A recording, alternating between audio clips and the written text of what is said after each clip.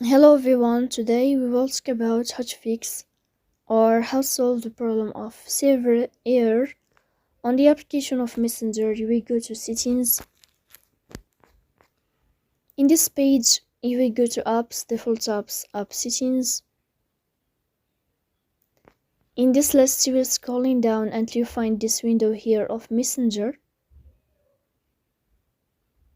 Then in this page of app info, you will click on first stop and you will click OK. Here you will enter to the window of storage.